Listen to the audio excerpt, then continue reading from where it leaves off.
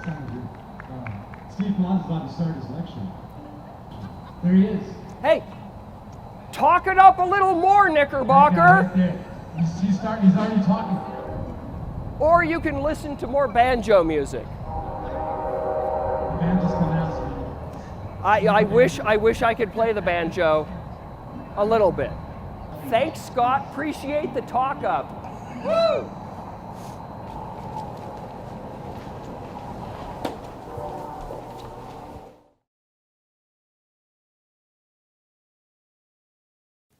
History of the College of Idaho.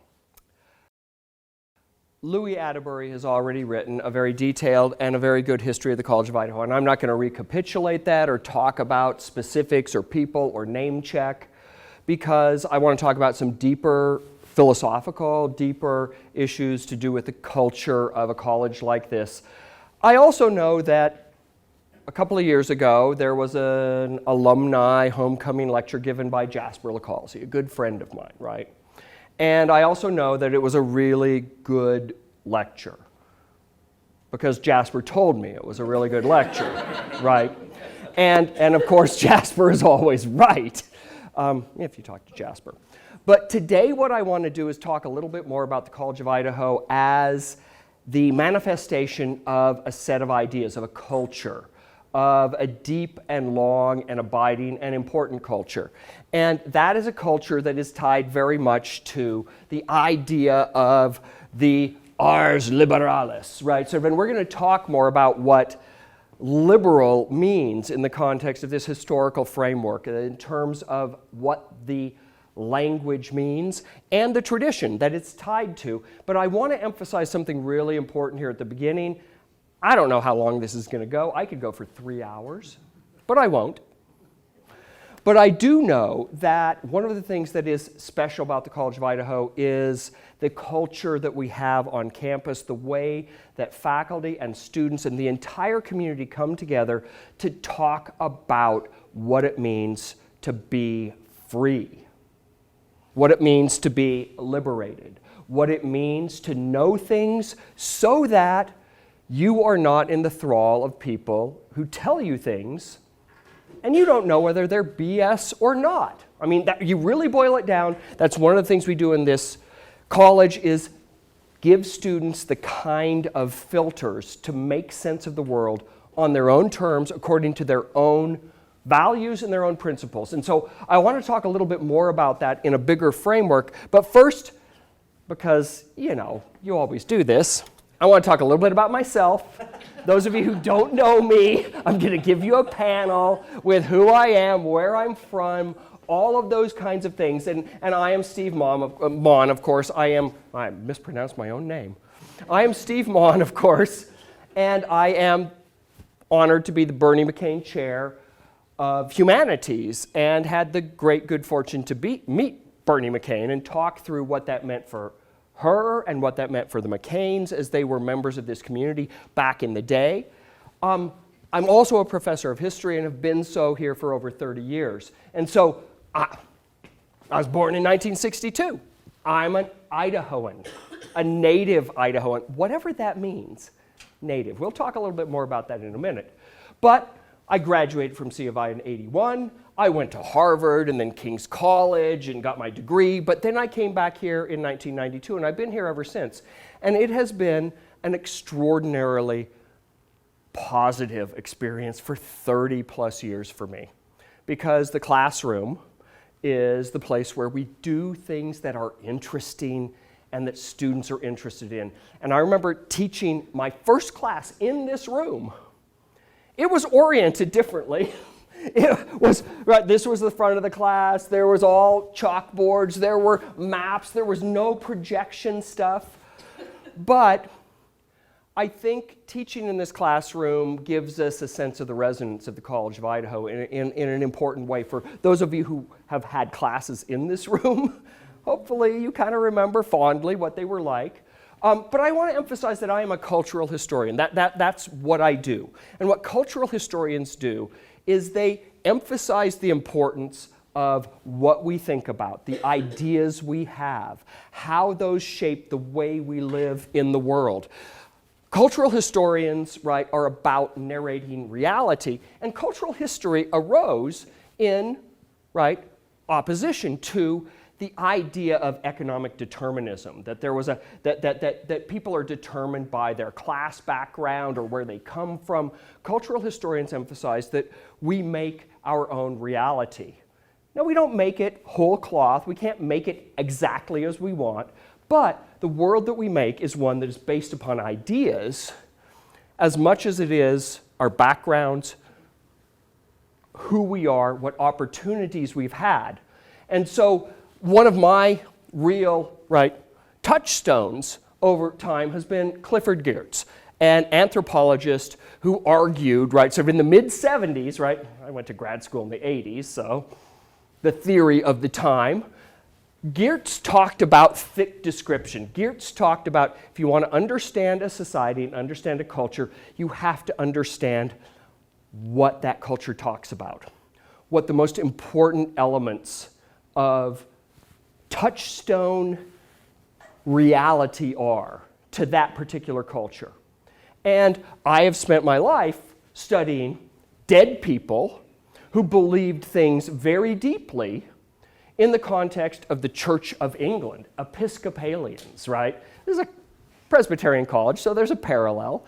But unraveling how the world worked and what people cared about has been an enormous and important puzzle for me. And this focus, right, sort of on the long 19th century, and also the focus on what's often important to people is not money purely. Money is important, but what often is more important is status. This is an insight that comes from Max Weber, the great German, right, historian slash sociologist, right? The disciplines hadn't been quite defined in the same way back in the 1920s. But one of the things that Weber talked about, and one of the things that Jacob Burckhardt, right, a pioneer in cultural history of the 19th century, talked about, was the persistence of culture. That culture, those ideas that are core to how we understand the world, are building blocks for how we understand it, and they also simply do not go away, right? Culture is persistent because what people learn and the frameworks in which they develop their understanding shape their very reality. So understanding how culture works becomes important to understanding humans. So,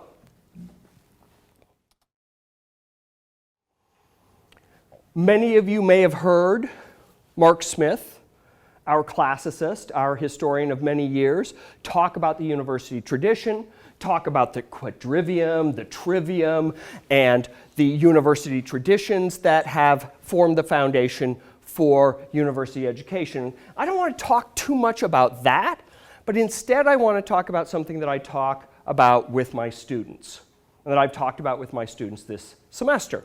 And that is the idea of the studia humanitas, that the proper study of any educated person, ultimately, the argument is made, in Italy, in the Renaissance, the proper study of any educated person is humans, right? Not God, theology, not nature, natural theology, but rather humans.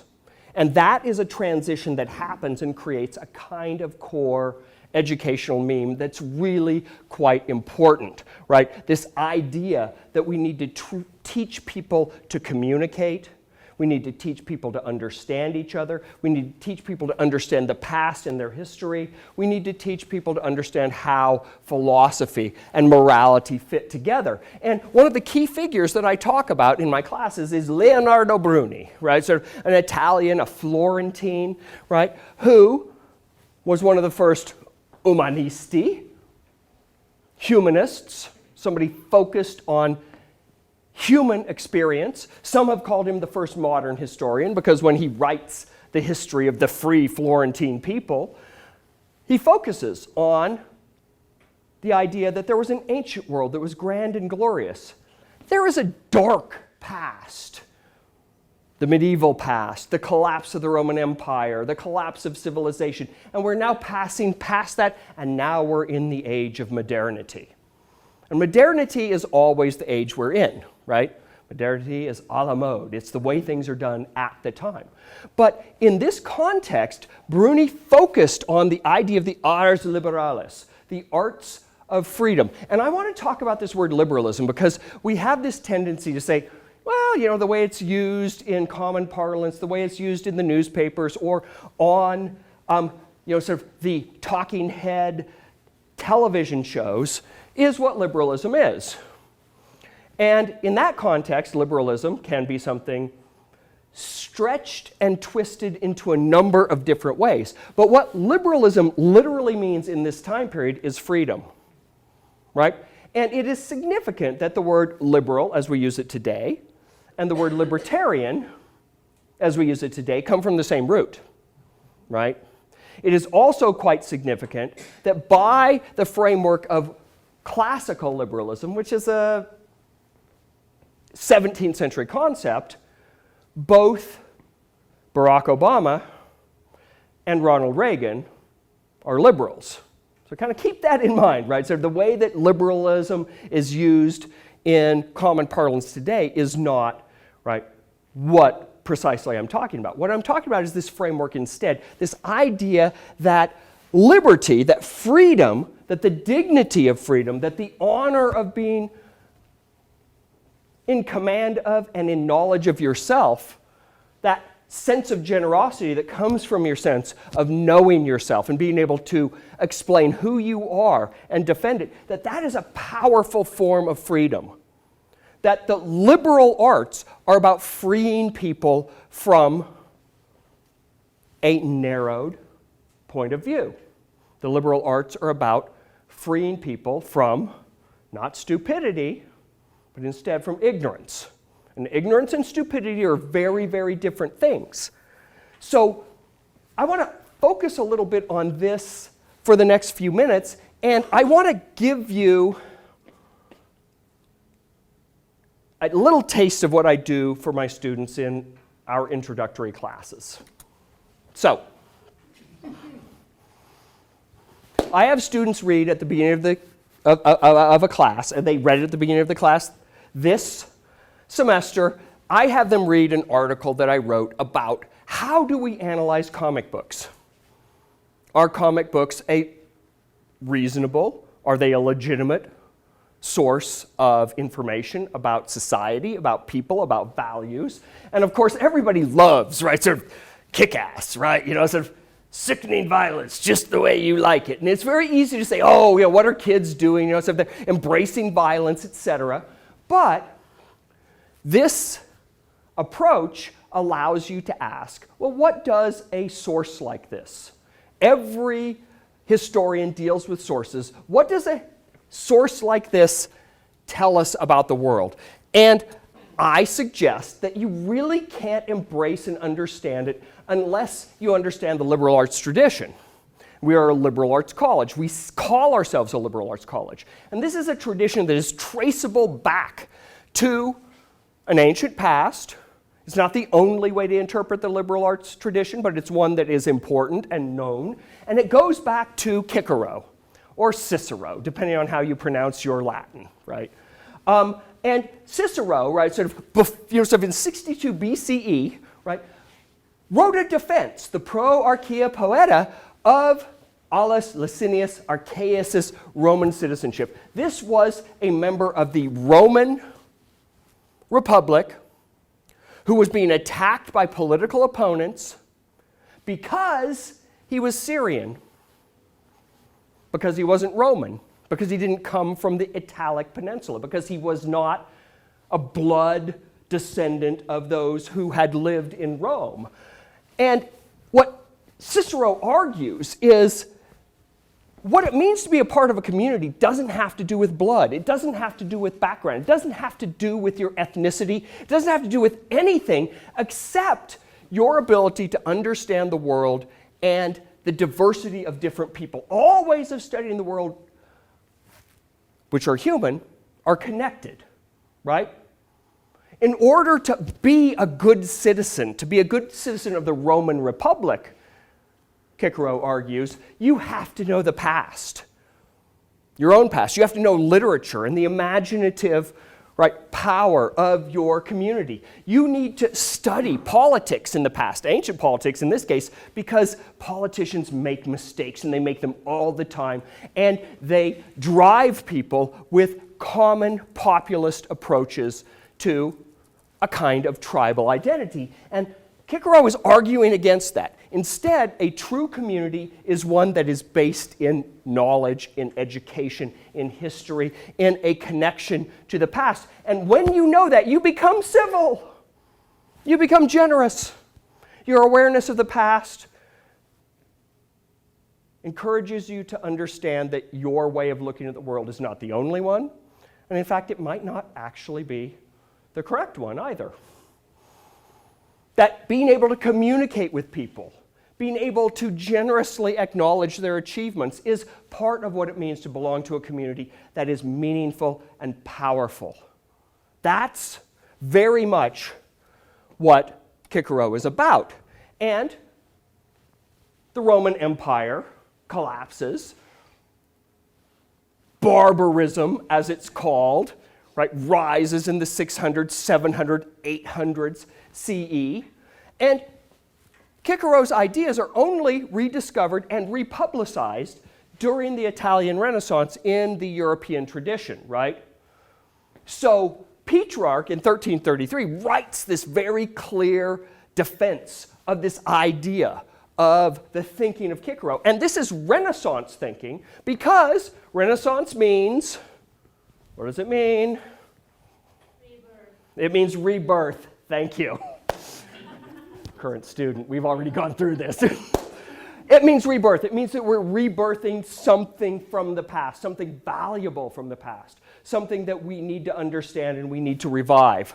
And, this might seem like it is ancient history, but I want to emphasize that when W.E.B. Du Bois writes The Souls of Black Folk in 1903, one of the key philosophical understandings of race and its operation in America, and he talks about double consciousness, the double consciousness of black people. They have to live this double consciousness to live in this world.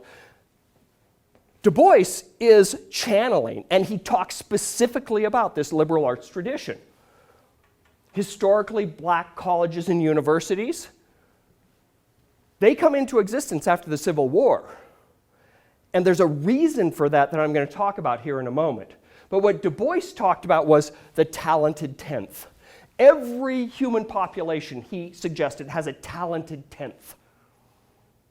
A tenth of the population that has special talents that can be cultivated in the right environment. And in fact, we've expanded that to the talented 20th, the talented half, right? We see that, as an aspiration for many, not because getting a college education is worth it in and of itself to get a job, but that a college education is worth it to become to know who you are, what you value, and to be able to defend it and live it. That's what we hope our graduates are able to do. So, this is going to look familiar. The Renaissance view of humanity is a very particular one. It's very specific. And it forms, I will argue tonight, the core of our culture, the memes, if you will, the cultural patterns that we use in an environment like this. And I want to refer us to the famous treatise of Pico della Mirandola, an Italian, Florentine, political philosopher, also a strange mystic, a Platonic figure. I mean, if you start reading Pico, it gets really weird really fast. But he also channels a kind of core idea that I try and communicate to students. And this core idea is, sorry, a lot of words. We're going to go through them real quick here. This notion. And what Mirandola says is, imagine the great generosity of God, the happiness of man. To man, and by the way, man is actually significant here because this is not a gender-inclusive vision yet. but embedded in it is the idea of inclusion.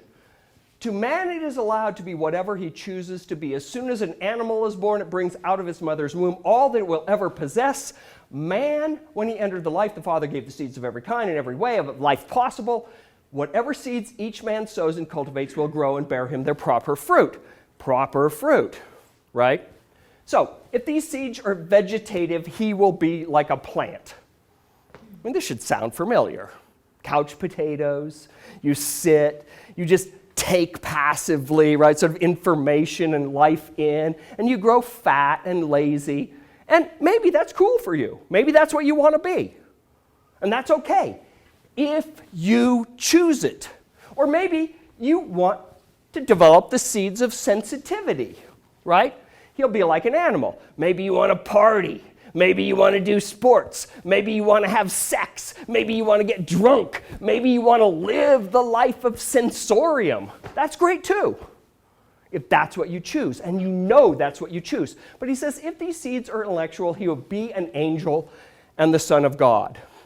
So the suggestion is, it's within the choice of every individual to be something, to choose to be something.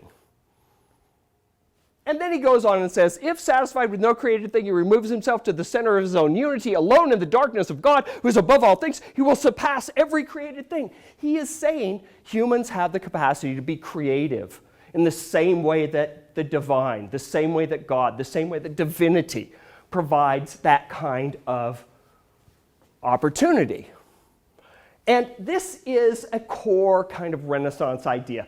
Many of us have probably been exposed to us because we know Shakespeare, because Shakespeare has become such a repeated cultural pattern, right? But Shakespeare in Hamlet, right, so very famously says, what a piece of work is man, how noble in reason, how infinite in faculty, right? In apprehension, how like a god, the paragon of animals.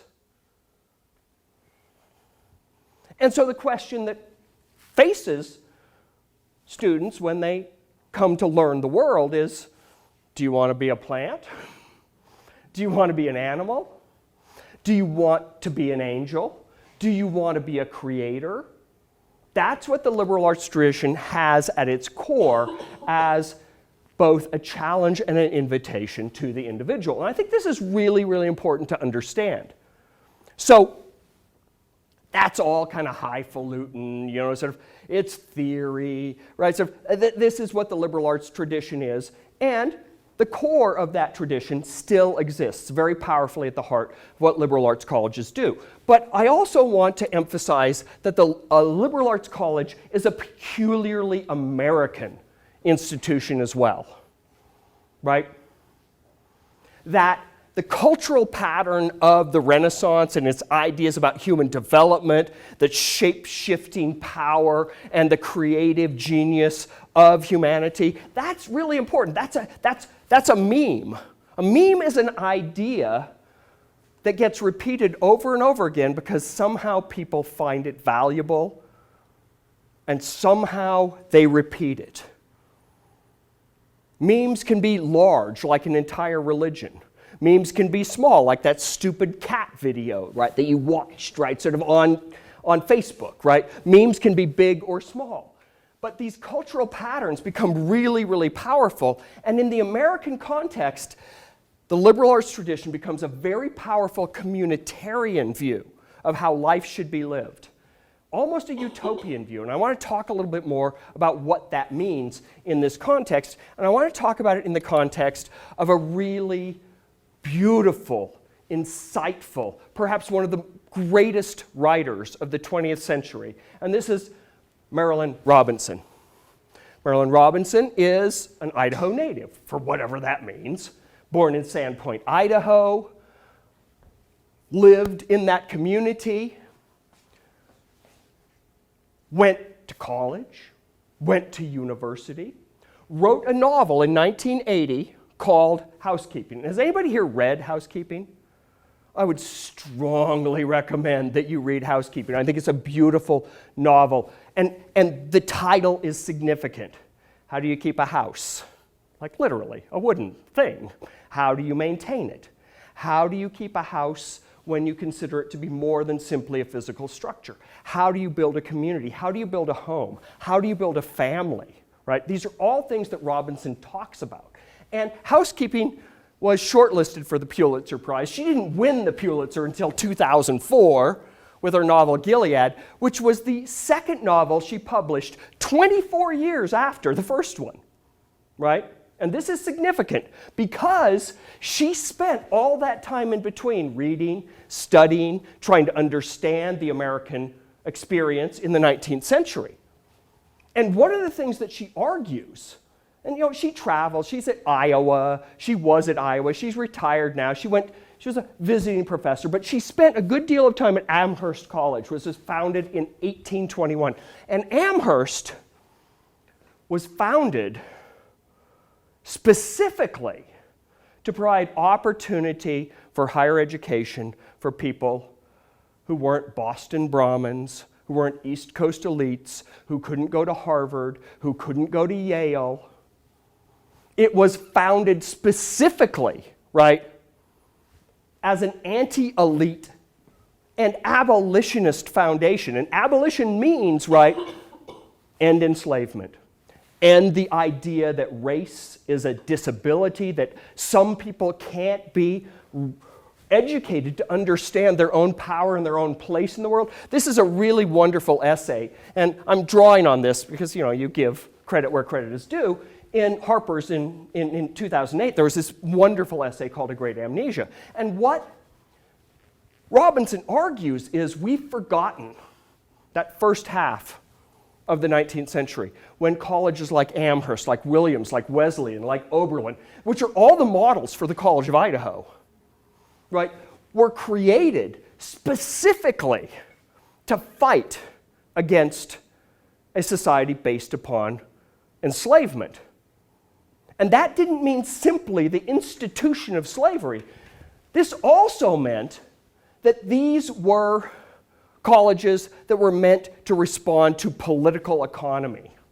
Those of you who have taken my classes, right, talked about the development of modern economics out of Adam Smith and understandings of the market will understand what I'm talking about. The political economists made the argument that the poor will always be with us, that the iron law of wages will always mean that those who toil, who work, will be poor. They will live at the edge of subsistence. They can't hope for anything more than perhaps their reward in heaven. That is David Ricardo's law of rent, right? This is Robert Malthus's basic demography, in which he said, well, if you raise wages, then the poor will just have more children, and then the labor supply will increase, and then the wages will be driven back down, and there's no reason to educate the poor.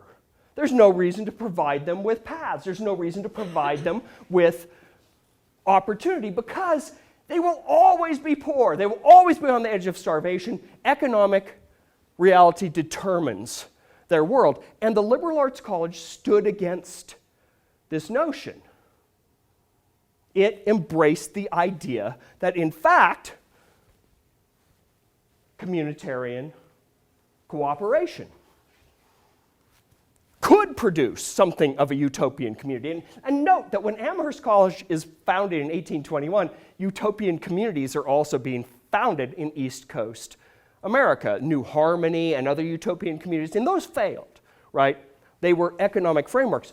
But the colleges were also utopian communities in their conception, where race didn't matter, where gender didn't matter. Amherst admitted people of color, admitted women, admitted people regardless of their background, and then it also created bands of individuals who went out into the American Middle West and founded more colleges.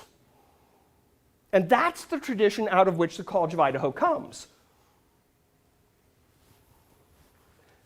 All of these colleges early on operated according to something called the manual labor system. You come to college, you take your classes, but you also cut the hay. You feed the animals. You serve in the dining hall. You clean the buildings. Everybody's part of a community. And this is students, faculty, administrators. And if you study the early history of the College of Idaho, that's exactly how this college operated. That same manual labor system, which has at its heart the idea that we are a community before anything else. And when you take a look then at the plans for the new college buildings, right, when the College of Idaho is planned, you can see the order. You can see the harmony. You can see the unity. And I'll talk a little bit more about this in a minute. But I'll also say the College of Idaho comes from a slightly later period of time than Amherst and the abolitionist colleges. Civil War ends. Backlash occurs. Jim Crow South. Structures to hold people of color in social and economic thrall develop. That is, social Darwinism becomes one of the reigning ideals of the later 19th century. And so, whereas the early 19th century, the liberal arts college was fighting against economic determinism, in the later 19th century, it's fighting against a pseudo-scientific racial determinism that some people cannot learn because they are biologically inferior, right? So when William Judson Boone shows up in this valley in 1887, he had been invited by many of the founders of the city of Caldwell, and he had planned before going, getting on the train, right, sort of with his lovely new bride, he had planned on going to China as a missionary. Boone's a missionary, right? Now, Boone remains a missionary. He remains a Christian missionary. But at the heart of the idea of the Christian mission at this time is if you teach people to read, if you teach people to reason, if you teach people to embrace their faith as an intellectual as well as an emotional experience, you will make them better people, regardless of who they are. So there's an equalitarianism. Now, don't get me wrong. It's not like Boone is out fighting racism. It's not like the College of Idaho stood against, right, sort of the structures of existing prejudice and bigotry in an outright fashion. But the College of Idaho provided a space, and it always provided a space, in which equalitarianism could flourish, could grow. So don't get me wrong. I'm not saying that this was a completely right sort of selfless and anti-racist foundation, but at the core of the culture, the persistence of that culture was the idea of the individual, regardless of their background, right? And this phrase, which we have taken up as one of our brand propositions or whatever we call it here, let them come, let them all come, and we will see what they can do. And I think in some ways this is a core ethos of the College of Idaho, despite the failings that any college or any institution or any nation, right, displays when trying to live up to its ideals. Still, that core idea lies there, this core meme. So when Boone shows up, what does Caldwell, Idaho look like? We're on Canyon Hill looking at Caldwell, which is to say, there's not much there. There's a lot of sagebrush. There is a displacement along what we still call Indian Creek, the one watercourse through here where the Shoshone, the Bannock, the Paiute peoples, right, had used for generations. So let's be very clear that the College of Idaho represents a kind of settler colonial foundation. But it represents a settler colonial foundation with a core idea that is equalitarian.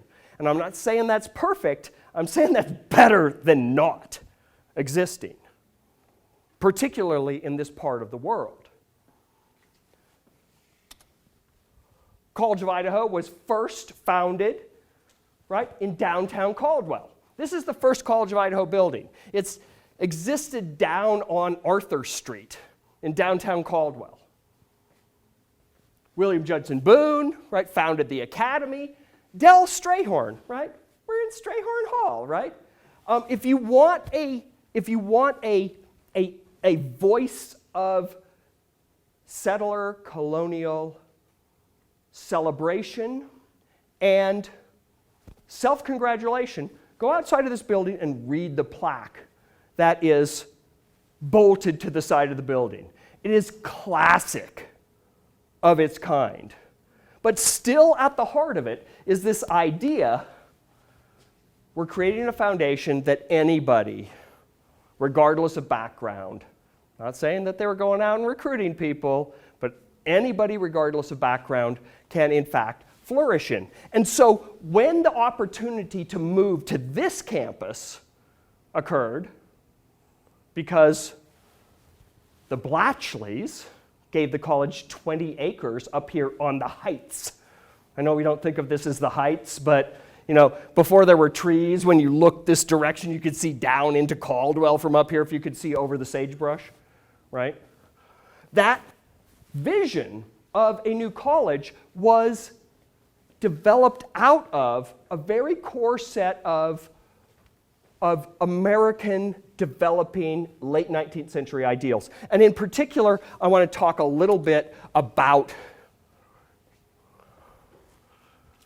the World's Columbian Exposition in Chicago in 1893. Now, some of you may have read The Devil in the White City, right? If you haven't, you should, because it's a great book that evokes this era and also is a murder mystery with a serial killer. So, what do you got to lose, right? There's excitement, a great story, etc. But the Columbian Exposition in 1893, which happened in Chicago, was specifically designed to evoke a vision of a civilized, of a refined, of a developed American West. Chicago, not New York City.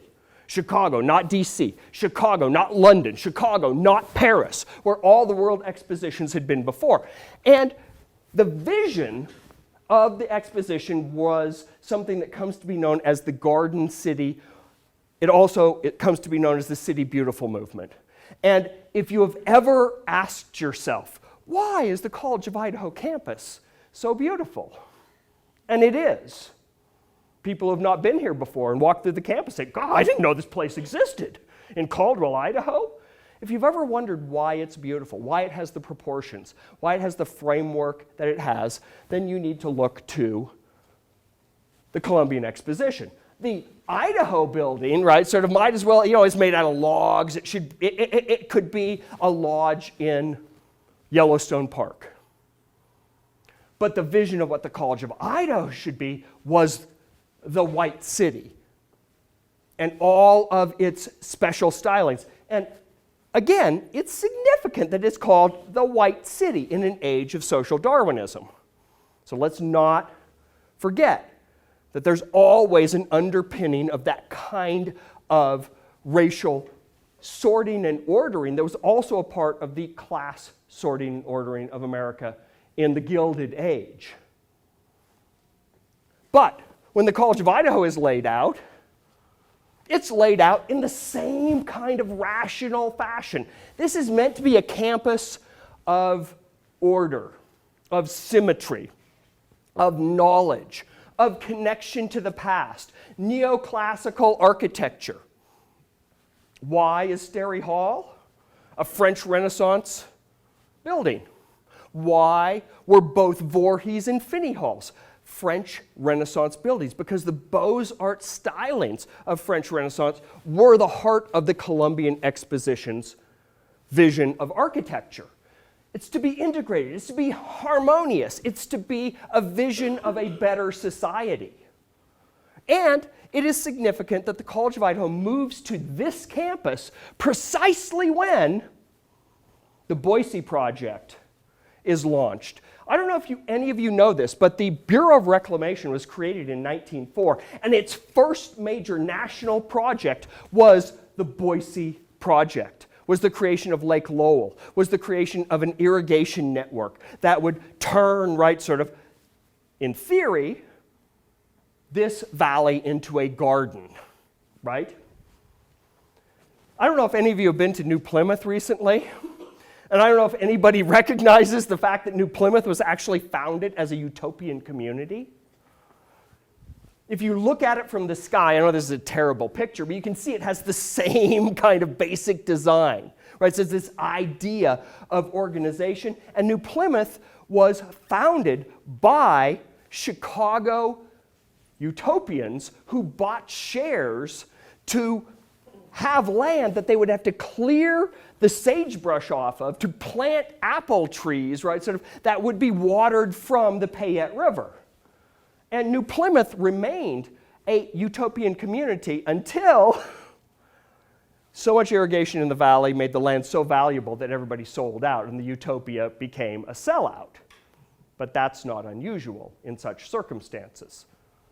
But again, just look at the buildings and imagine the kind of vision. But also imagine that this is, I mean, look at this picture. This is basically from the railroad tracks. That Simplot Stadium is not in the way, right? So nothing's in the way. It's nothing but sagebrush. And that vision of creating something beautiful and humane out of, right, what was perceived at the time as not valuable land was critical to what the C of I was about. Its founding ideals, its missionary ideals, that we're going to bring education, we're going to bring enlightenment, we're going to bring knowledge to the world. And the fascinating thing is, those ideals do not have to be attached to a particular faith. They're independent ideals. They were attached to Christian faith in the beginning, but C of I is an interdenominational, sort of religious community now, because those core ideals still remain important. And again, to look at all of the trees, this is 1950, the hat, and here we have H.H. Hayman, right? One of the original professors packing along buckets of water, right, so to pour on the sapling trees that became these mature trees in the decades that followed. This is the first class graduated, 1899, C of I, and 5/8 female. Women weren't allowed in any of the major universities at this time. C of I, right, was a place that imagined itself that provided opportunity for knowledge and liberation, opportunity for community and civility, opportunity for learning and the creative individualism that comes out of that new knowledge. And the College of Idaho faculty in 1913, I think, is really quite interesting. 6 women, 8 men. I'm not sure that we have quite that gender mix at this point. I haven't looked at the numbers recently, but we're probably fairly close. I love the corn clubs, because what corn clubs were the forerunners of the 4-H. How do you engage in an investigation of how to make land more productive? Corn clubs were clubs where young men would be given an acre of land, and then they would cultivate it for the year, and then it would be harvested, and they would measure how much corn was there, how much money went in for fertilizer. They would do all these profit and ROI, return on investment calculations, something we talk about here at C of I.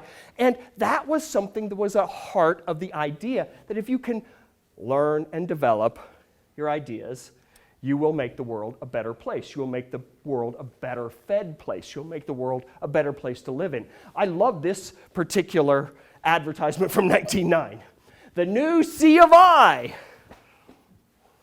A college of the people, for the people, and by the people of all southern Idaho. Only $10,000 more is needed. Oh, if only it was only $10,000 more, right? Right, Jim? Yeah.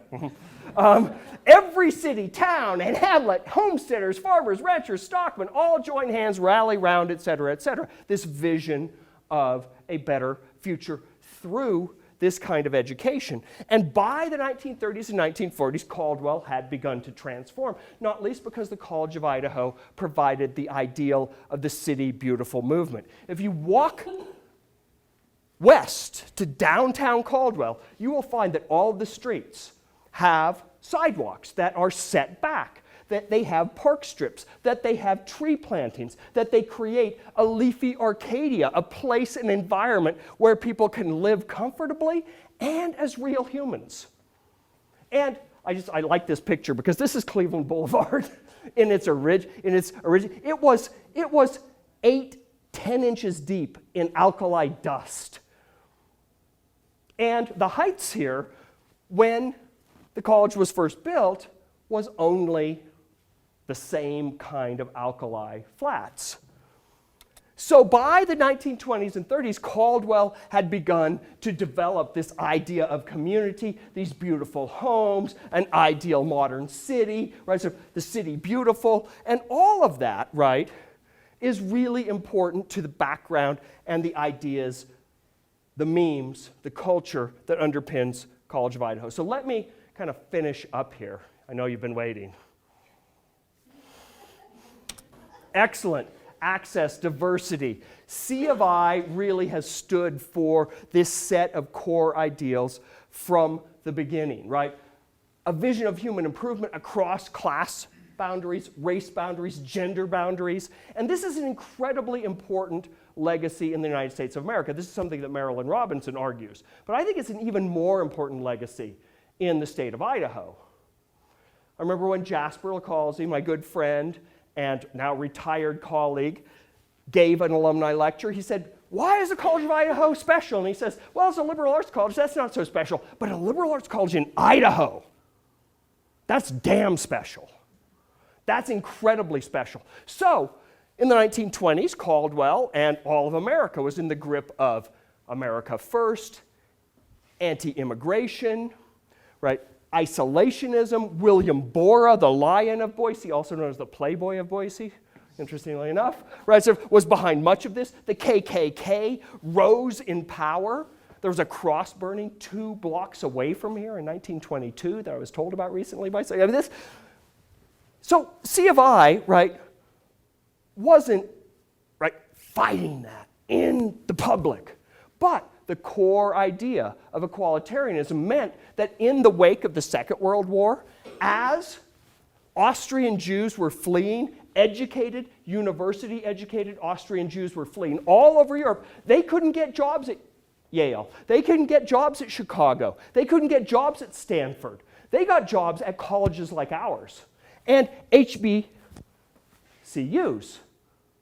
historically black colleges, which were historically liberal arts colleges, and they're all in the South. Why? Because racial integration wasn't allowed in the South.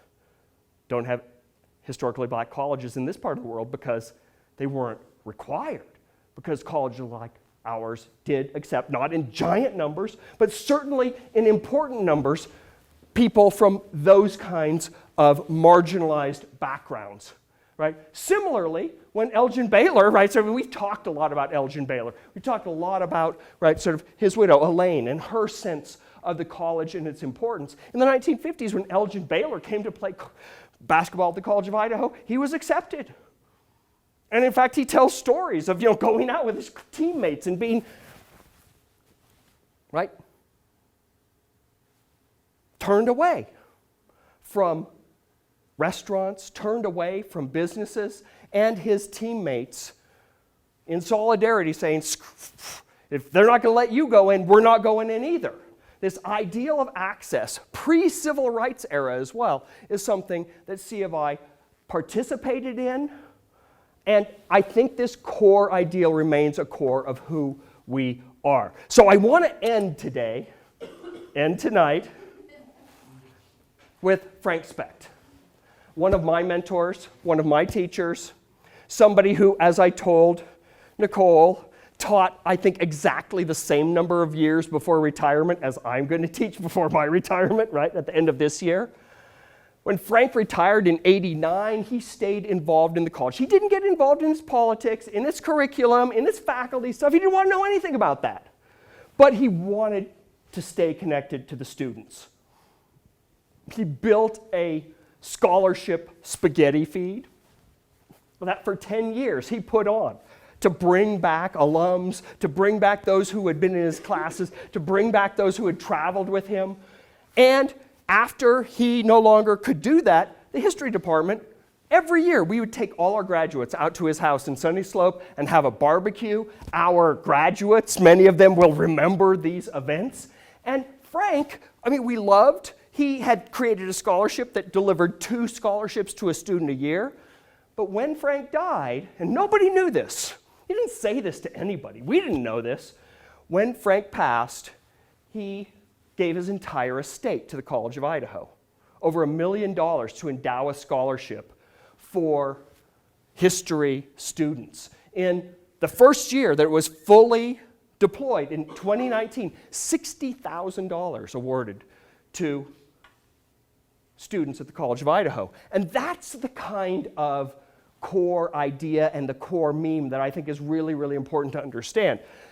Frank's faculty philosophy, right, sort of boiled down to 2 things, which I always thought were really interesting. There's no sin greater than self-righteousness. If you stand up and say, I'm better than you, I know better than you, you don't know what you're talking about, don't you understand what this means? Here are the things that you should do, that you, if you're self-righteous, you turn people off, and you also turn yourself off to understand what students can teach you. But also, he said, never be a student abuser. And what he meant by that was, never in your class imagine that what you're doing is turning your students into yourself. That instead, what you should focus on is turning your students into thinkers for themselves, based on their own values that have been clarified, that they can now articulate. That's what this college should be about. And so I'm going to end, as is appropriate for me, I suppose, with a quotation that I said at Frank's memorial service. And I think it's really important. I read it again and I thought, damn, Steve, you're a genius. You better end with your own words, right? While mere professors may come and go,